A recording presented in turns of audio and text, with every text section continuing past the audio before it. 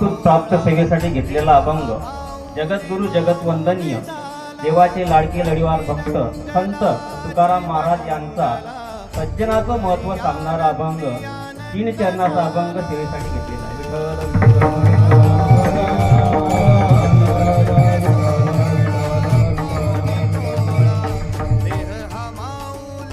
सेवा कोणत्या निमित्तानं आहे हे आपणा सर्वांना माहीत आहे.